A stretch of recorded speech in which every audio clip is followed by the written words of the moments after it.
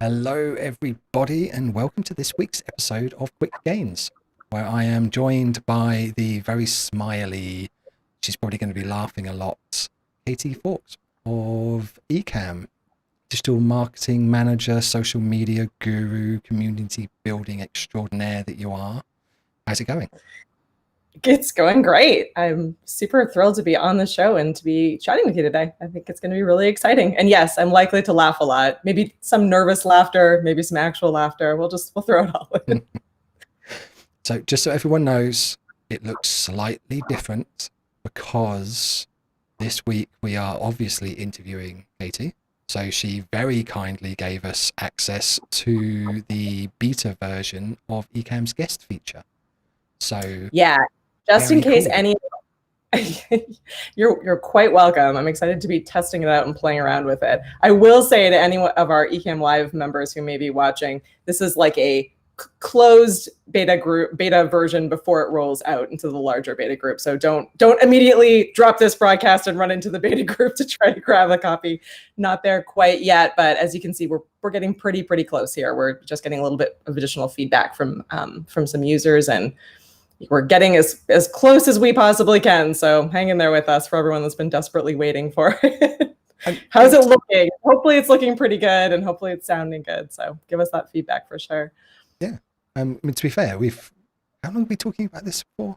You and I? About a year? We had initially planned to release it, or hoped to release it, at Social Media Marketing World, which was back in March. And we wanted to be able to do a bunch of testing with a lot of our influencers and partners that we work with, and then COVID happened and everything got really crazy for us, crazy busy, and lots and lots of questions coming in. And for those of you who don't know, Ecamm we're a really small team, so we're small but gritty team.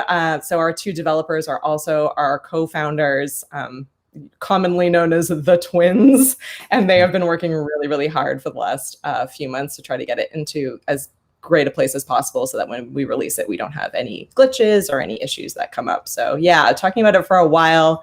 Definitely have a lot of people that have been really patient as they've been waiting and helping us to test and giving us lots of feedback and tips on how we can make it as good as possible. So yeah, exciting. So helpful the fact that two businesses like Quicc and Ecamm kind of talk. I'm always feeling honored. And if anyone's curious, by the way, why my audio sounds a little bit weird, if you think it does, not that you may have noticed, is that I've got literally a fan going on to the left of me and a fan to the right of me and a fan behind me, because in London it's like 37 degrees and I'm Yeah, melting.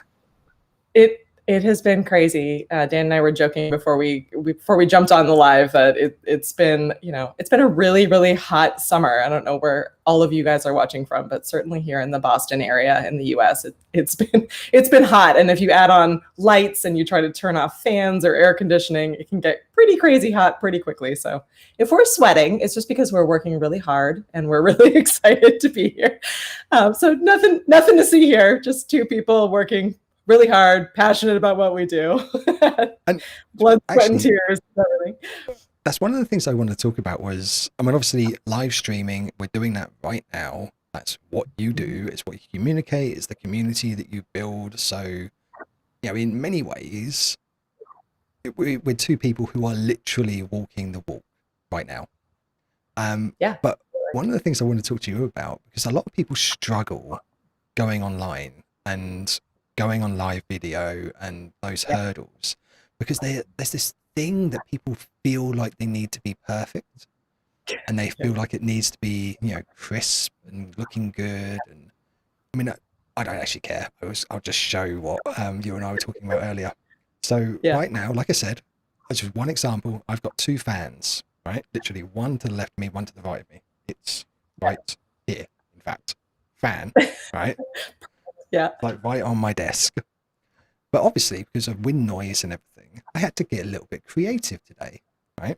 So my wind noise, this is like what live streaming Vogue. What's in frame is great, but what's out of frame doesn't matter.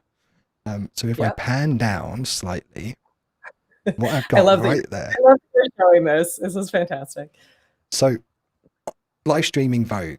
So what that is that you're looking at right there is my microphone, right? Mm-hmm. But around my microphone is 5 layers of cut up tube sock and 2 facial fanal things, towel, that I've just like Velcro tied around my mic to stop the wind noise from the 2 fans that I've got pointing at my chest right now.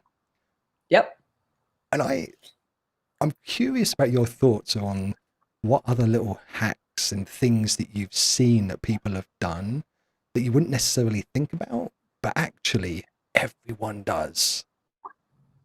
Yeah, that's a great question. And I love it in particular because in the last couple of months in our community group, so we have a Facebook group that is many of our Ecamm Live members are always sharing, tips and tricks and going live and critiquing one another and sharing a lot of hacks. And so much so that we were a few months back, we were like, we need to do a live video series and just showcase some of the various hacks that people are coming up with, because we were just marveled at some of the ideas that people have. In the headquarters in the office for the Ecamm team, we're not live streaming nearly as often as obviously all of our customers are, and so it never ceases to amaze us some of the cool things that they come up with. But a few off the top of my head, the marvelous and fantastic Diana Gladney, who many of you may know, she's a really popular YouTuber. She breaks things down really easily. But one of my favorites that I always immediately think of is that she marks the floor in her home, where her home studio is, with little pieces of tape. So if, for example, she needs to go out and do, a video shoot where she's out and about and she needs to take any of the equipment out of her studio, she can, within seconds, immediately put her camera back exactly where it went, immediately put everything back because she has those little markers on the ground.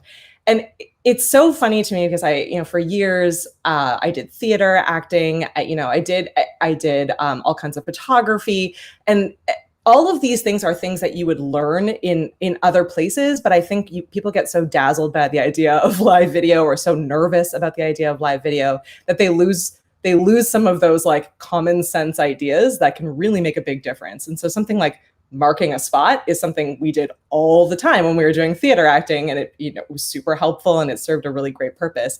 You can do the same thing with live video. Another one that I thought was just really fantastic is that, there's tons and tons of amazing apps and tools out there for you. A common issue that people run into a lot when they're live streaming is notifications. They're going live, they have their checklist, they've planned everything all out, but they perhaps haven't really completely thought through, like, my phone is connected to my Mac computer. What happens if my mom texts me, a crazy message, or some sort of embarrassing email, pops up, and many of us have all these notifications set for a really good reason, but you don't want them showing up when you're live. So one of our members, found an app that just gave you that added level of security, that even if you had turned on Do Not Disturb on your phone and on your computer, it made sure that it was absolutely blocking out all different kinds of notifications. So I think, hacks could either be digital in that case, or they could just be physical things that you were doing in your space. But yeah, there's certainly lots of them. And a lot of it is just really thinking through, with the mind and the eye of a photographer or a videographer. So all of those, little improvements go a really long way, and you're not going to think about them or even realize it unless you are willing to say goodbye to the term perfect and just give it a try. Go live, make some mistakes, ask people what they think, take that feedback, put away your feelings for a second, don't take it so personally, and figure out the little things that you can do that'll make it just a little bit better the next time, and a little bit better the next time. That's what all the pros do. I think one of the things with video that is difficult or intimidating is that everyone can see it. And so we all, as video consumers as well as video producers, see everyone else's, and we're always like, oh, that person has way better video quality, or they have such a cool background, or how are they accomplishing this, that, and the other. But we don't see their first video, or when they were just getting started, or when everything went horribly wrong. And all of those people were taking those steps to improve as they went along. They weren't maybe one or two, but most of them are not, throwing down thousands of dollars, building a crazy studio, have all of the level of expertise and then press that button. They're pressing the button first and they're working their way up. Yeah, I mean, I don't know if you've seen or if the audience has seen Sean Cannell's first ever YouTube video. That's the prime example. He creates so much content for Think Media now, but his first ever video was, I think it was in his basement in an old t-shirt, slouching back in the chair. Lighting was terrible, and he was just like, I'm just doing this thing. I'm talking. I'm not going to be very emotional. I'm not going to talk about anything sensitive. And I can't remember what he said now, but it was just probably the worst video you could ever imagine someone like him would put out. But like he says, you just got to get started, and you go. Yeah, exactly. And I think we've said this probably till we're blue in the face. So for anyone that has watched any of our stuff or is, or is into live video in general, there is an authenticity in just being raw and being real with people. I think these days people don't have a ton of time. The world is a little bit scary at the moment, and feeling like you're invited into someone's home, into someone's space, feeling like you are getting to know someone, you're much more likely to trust that person, to take their recommendations, to buy from them. It does make a difference if you're willing to kind of separate yourself out, focus on what is the value and the content that you're providing to the people on the other end of the screen. So, it's not about you. It's not about what your home looks like, or whether or not your kids run, through the background of your scene. Plan to do your best and plan to figure, to make it as good a start as possible so that you have that confidence. But if things go wrong like that, that's what people remember. That's what people share. That's what makes you real, and so I think we're all just doing our best and getting the content out there and supporting one another and building those communities. And live video has always been a part of that. And I think will continue to be more of a part of that as we go forward in these very kind of remote video centric, at least next couple of months, if not year or more, of trying to figure out how we can all continue to work together and communicate together, even if we're not physically together.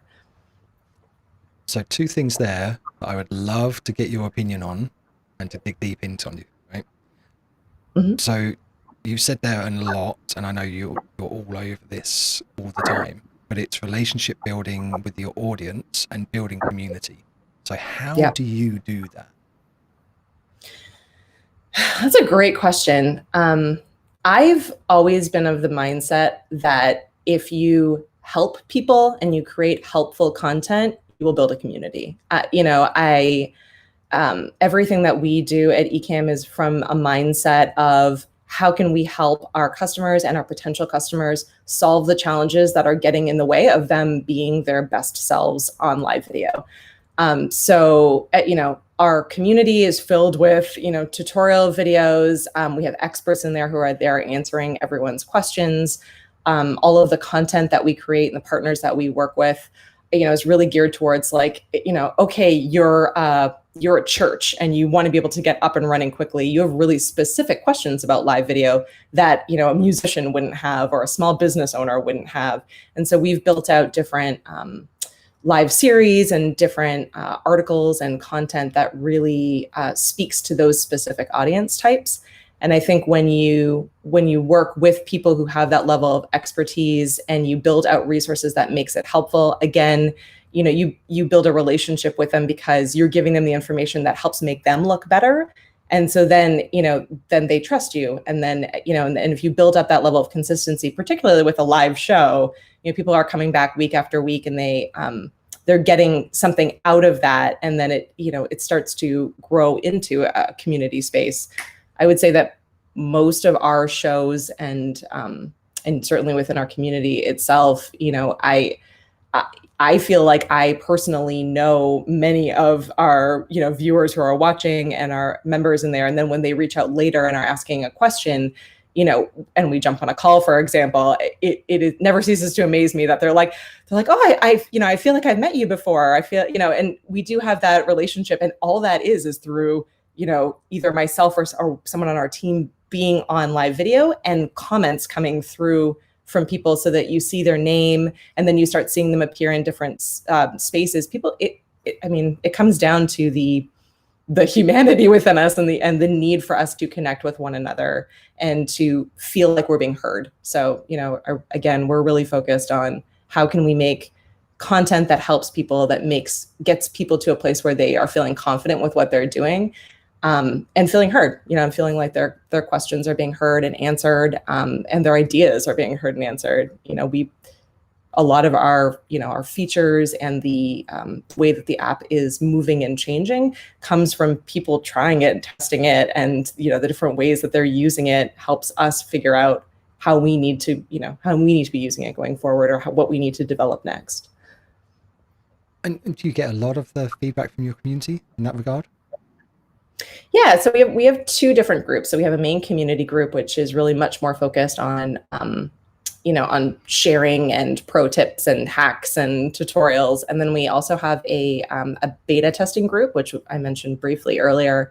And that beta group, is really our direct line as we're testing out, fixes and new features and things that we want to be able to roll out. Those are the folks who, from the beginning, the development, at least of Ecamm Live, if not from even past that into some of our other apps, it's those folks who are giving us that information in that direct line of like, oh, I tried this, but intuitively I thought the button should have been over here, or I tried this and then I figured out that this other thing doesn't work. It's all of that testing that we couldn't do necessarily ourselves with every single aspect of it that makes a really huge difference.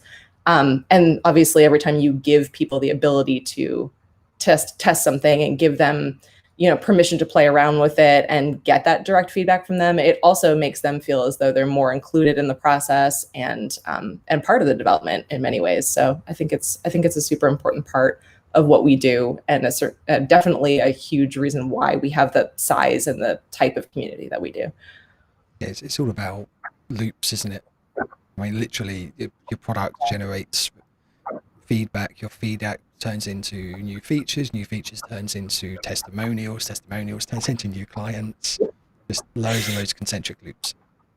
Yeah, absolutely. And I think a great example of this was in the last few months, we had always had the ability for Canon DSLR and mirrorless cameras to connect into your computer with just a USB cable, and your camera would show up in Ecamm Live. So you had the ability to use your Canon and go live without needing a capture card or any of these different devices. And then COVID hit, and we had this instance where our customers were saying to us, we can't get capture cards anywhere. We're desperately trying to buy them. We're trying to find them. The price gouging is crazy. We have these cameras at home, but we don't only have Canons. We have Nikons, we have Sonys, we have, all these different kinds of cameras.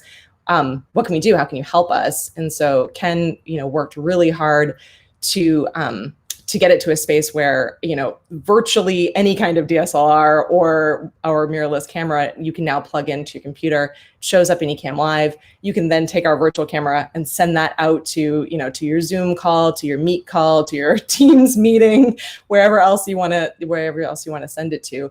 But we're a small team. There's only 6 of us in the office. And so we don't own every single kind of camera. So we leveraged really hard on our community. We're like, okay, we need to build a list of what cameras this works with.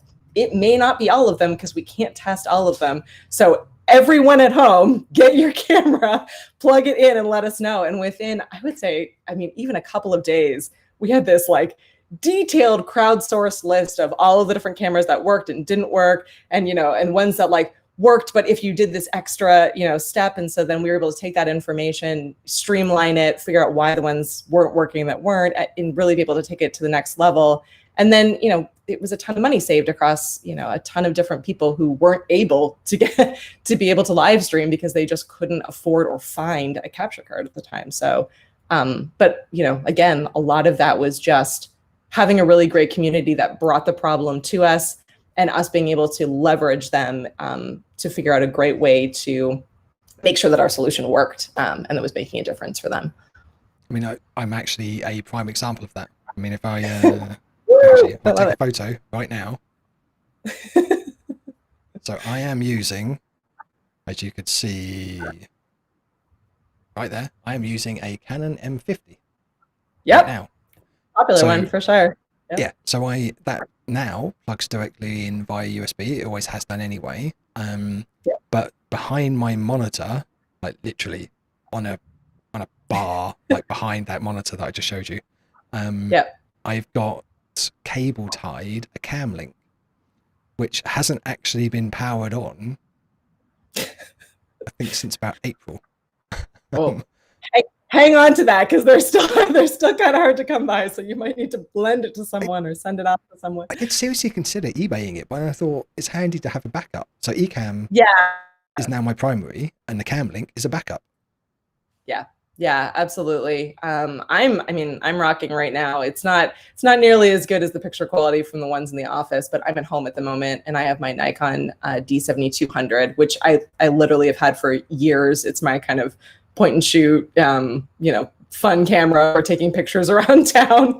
But it's a vast improvement off of the webcam that I have, or even the built-in webcam on my MacBook. So I think it goes a long way. And again, it just plugged directly in. So there was no added steps. It made it super, super easy for me to be able to take it up a notch, which is hilarious because, for a while there, I was like, well, I'm just going to go with my webcam and, my built-in computer microphone, because for us, it was, we just wanted to be able to get the content out there. That's what mattered most. When we're in the office, we can play around a little bit more with, some of the different gear and gadgets that we have, but many times we're home or we're on the go. And so being able to just open a computer and go live is also great. So I'd like to put a pin in that for a second. We have a question from Mike.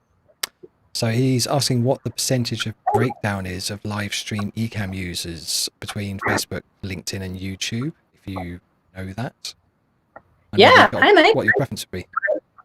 Great question. I don't have a specific percentage in front of me, but I would say that a really large percentage of our customers are going out to Facebook. YouTube would be a close second. LinkedIn's a little bit further out for us, namely because you still need to get the added step of being authorized to go live to LinkedIn.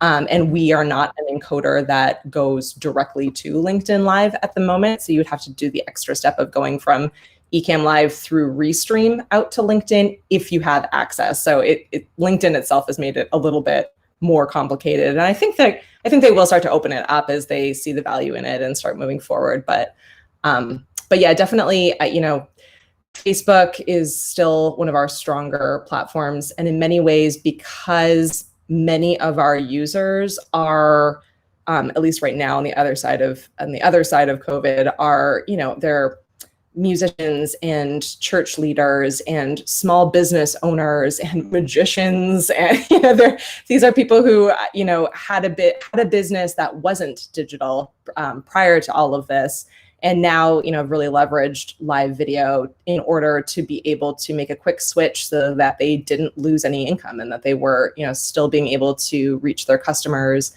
and and either, run live gigs or live performances or shows, or sell products directly using live video. So I think, in that space, many of those people just have a familiarity with Facebook.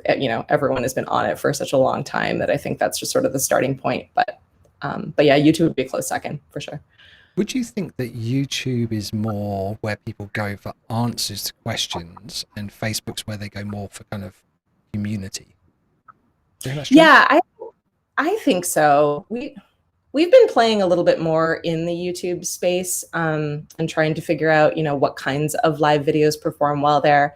I mean, one of the benefits of Ecamm is that you get a high quality recording of all of your live stream videos immediately after it's over right onto your computer. And so, I think typically the use case that we see is that someone would go live to Facebook, or, maybe they're going across, Facebook and then into, page group, their personal profile, a bunch of different spaces on Facebook to build that community and to engage with their audience, which again is where many of these audiences are. But then they take that video and they, they edit it, they trim it up a little bit, they, probably cut off, the countdown timer they have at the beginning and the questions that they get at the end. And then they have that, great piece of content that's done. They don't need to heavily edit it or produce it. You can do something as easy as just open up QuickTime and chop off the ends of it. But then they can put that up on YouTube, and they can add in all of that, great meta content, all of their keywords, and a really great thumbnail. And then that, that's a great YouTube video that you're able to repurpose really easily. That feeds into the entire concept of YouTube, which is, again, you're right, like on that whole how-to tutorial DIY content. So depending on what the topic is that you're sharing, that's a nice way to do it, where you don't actually have to be live on YouTube, but you're still, in the 1 hour of content that you're already creating, or whatever length it is, you're able to pull out, a couple different pieces of content and use them in different ways. So going back to the pin that we stuck in the thing before. Pull that pin out. Yeah, exactly. Pulling it out. It's not a grenade though, so don't worry. You don't have to panic. So, okay, all right. I'm feeling nervous. Thinking about content, and obviously, I mean, if you read between the lines, everything you've been talking about is, Ecamm and your role in that business, and the team as a whole, co-founders included. It's all about solving problems for your audience. They have a problem. You ask them what the problems are they're experiencing, and you create a solution to that problem. Happy days. Now, that's what every business should do, obviously. Businesses are there to solve problems, so standard. But in terms of content, how do you go about generating content ideas? We talked a little about what people struggle with in going live and doing video, and it's that hurdle you've got to get over, imperfect action, whatever you want to call it. But then comes the question, what should I do a video about? What would you say to that? Yeah, it's a great question. It's a really popular question, something we see pretty often.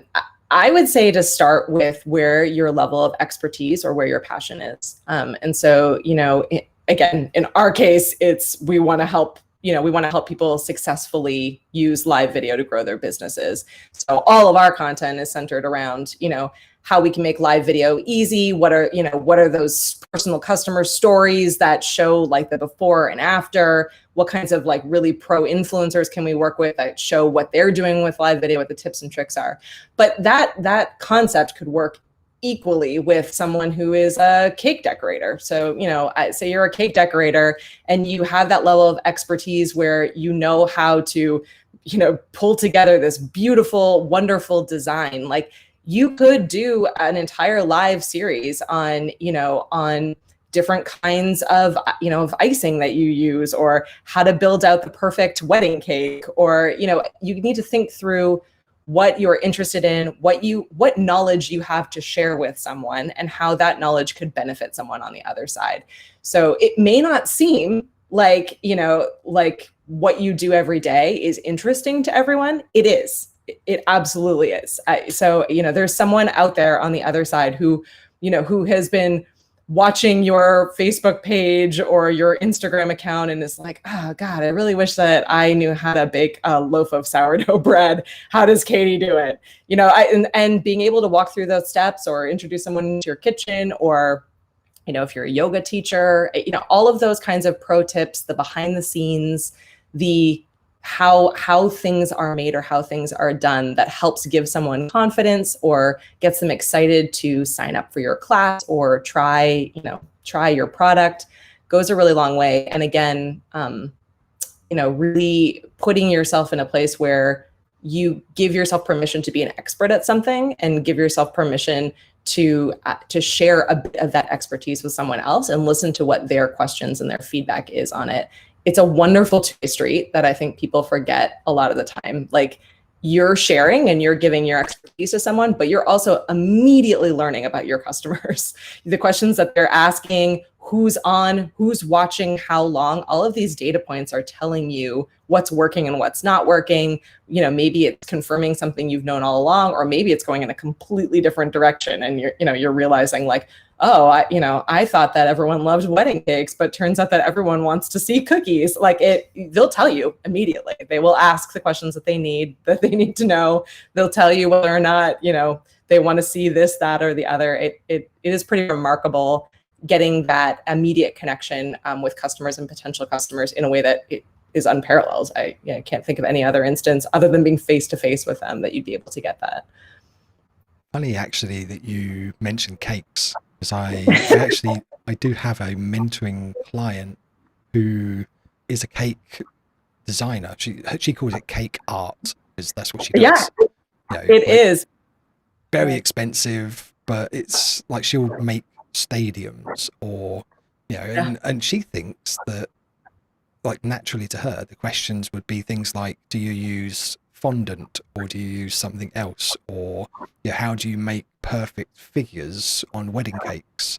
But actually the most common I think the most common videos and content she's asked for is how to make Batman cakes and how to make what was the other one, like Garfield or something like that. They were the ones she's asked the most about.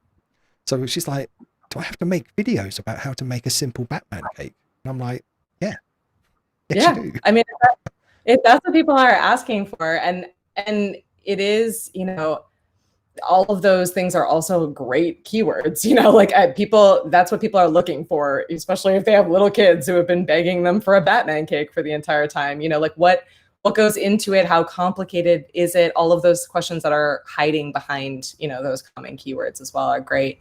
I give that example. My mom has been a cake artist for the last 30 so years. So as a kid, I definitely had my fair share of the whole house smelling of cake and having to set up wedding cakes on location. So, and she's same thing, she's like, oh, no one cares whether or not, what I'm putting into a cake or how I'm designing, little molded chocolate people that are going to sit on top. And I'm like, they do. They find that interesting. Even if they never want to do it themselves, there's something voyeuristic about getting an inside look at the process and, and how long it takes and what her space is like, and the little tips that she doesn't even think of. She's just doing it. She's been doing it for so long that it's just it's an impulse at this point.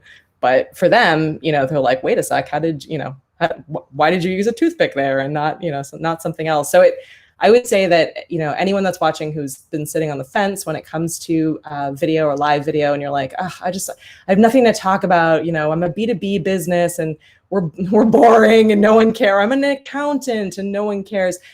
We have members on our platform who are accountants, who are real estate agents, and they're using video in really amazing, cool ways, especially right now where everyone is, for the most part, still home. And, and you can go right into their living rooms, into their homes with everything that you've wanted to say to them. It is pretty amazing what you can do if you just think through what would they want to see? What level of expertise do I have to share with them? I think one of the examples I've seen recently, and I can't for the life of you remember where I saw this, but and it's not my thing. It may be your thing. Who knows? But it was a company, I think in California, that does lashes. So it's a salon that does not my lashes. thing. Yeah. But especially since COVID, their YouTube channel has gone through the roof because people weren't going into the salons, beauty parlors, whatever you call them. They weren't going in there.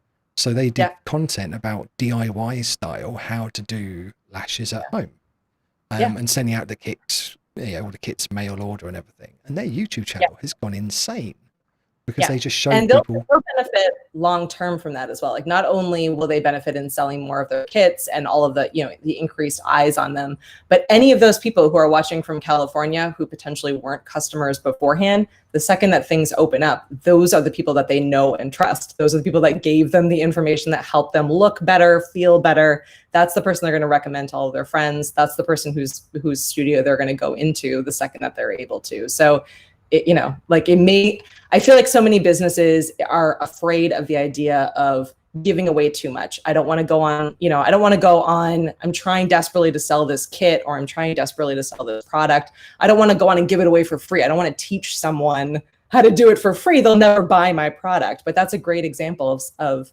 you're giving them the ability to feel confident in doing it themselves. You're still selling a kit where they can try it themselves and all the gear that they need. But again, like on the other side of it, most of those people don't want to do it themselves. They want that when they're able to go back in, that's the person that they're going to trust to do it for them, because they've built up that relationship with them. I do actually. I remember it wasn't with my wife. It was a girlfriend a few years before my wife. But she, Brand's wife. yeah, Michelle, it's fine. It was years before I even met you. But this ex-girlfriend, she tried to do a fake lashes thing herself, and I remember blind in one eye for about 2 days because she got it wrong. Oh, It was yeah, very right? funny to me. She Yeah. didn't find it funny, but I found it very amusing. But from then on, she. Hello again. Sorry, that was my internet that dropped off. So let me just see if I can get Katie back on again. It may just be me.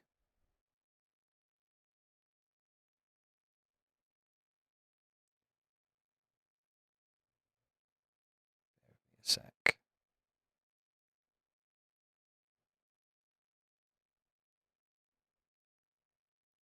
Yeah, so we've frozen midstream, sadly.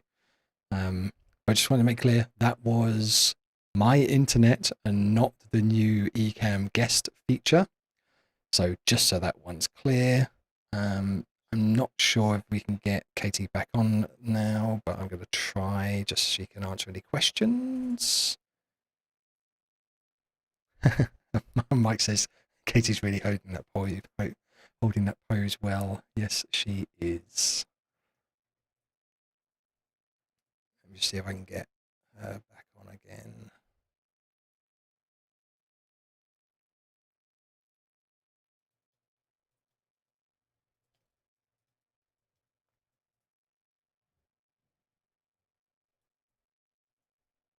I was actually quite enjoying that stream. So over here in the UK, we work in Celsius, not Fahrenheit, but in Fahrenheit, depending on where you are in the world, it is about somewhere between 95 and 100 degrees Fahrenheit, which is somewhere between like 35 and 40 degrees centigrade. So we've been having power cuts, we've been having internet issues, sweating, obviously. So I'm just trying to get Katie back on now if she can. But if not, then any questions that you want to leave in the comments or stick them into the chat here, we're more than happy to answer those. If Katie can actually get on back on the stream in the next couple of minutes, cool. If not, we will answer those later on. So when she's back online, oh, she's on her way. Hey, so she'll be in a minute. I quite like the holding pose right now.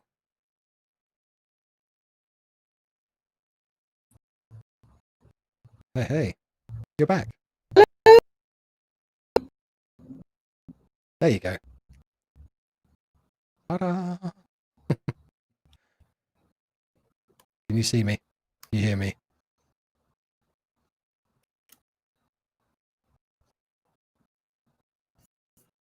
Hello.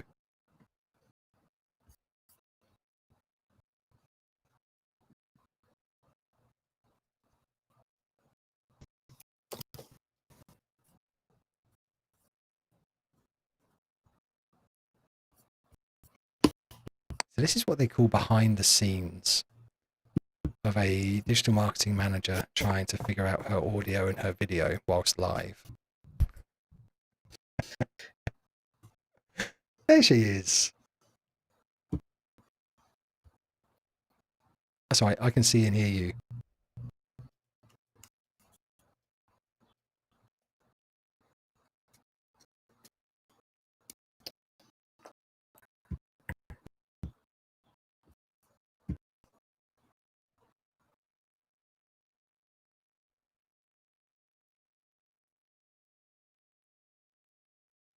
Please hold is the phrase. Didn't you love that this is live? I actually love that this is live.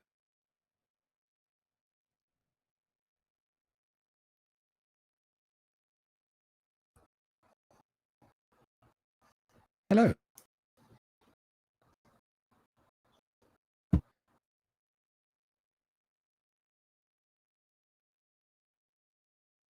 So we did say this was a beta version, didn't we?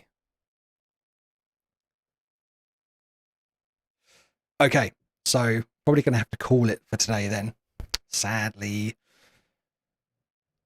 So it would seem that one of the issues with the beta version of Ecamm Live is if your internet connection drops midstream and then you reconnect to a stream that has been in a holding pattern and then try to rejoin a guest, which I'm guessing is a lot of moving parts, that doesn't work overly well.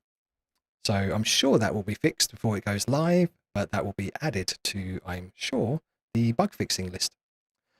So apologies that didn't really go very well towards the end, but I hope you got value from this stream today up until that point. Any questions, let me know, and we will see you next week. And seriously, any questions you've got, drop them in the comments, and myself or Katie will get to those as soon as we see them. So thanks for joining. Thanks for sticking with us through my internet issues. Apologies, and have a good day. Catch you later.